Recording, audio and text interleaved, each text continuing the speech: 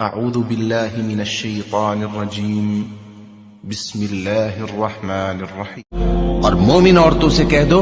کہ وہ بھی اپنی نگاہیں نیچی رکھا کریں اور اپنی شرمگاہوں کی حفاظت کیا کریں اور اپنی آرائش یعنی زیور کے مقامات کو ظاہر نہ ہونے دیا کریں مگر جو اس میں سے کھلا رہتا ہو، اور اپنے سینوں پر اوڑھنیاں اوڑھے رہا کریں اور اپنے خاوند اور باپ اور خسر اور بیٹوں اور خاوند کے بیٹوں اور بھائیوں اور بھتیجوں اور بھانجوں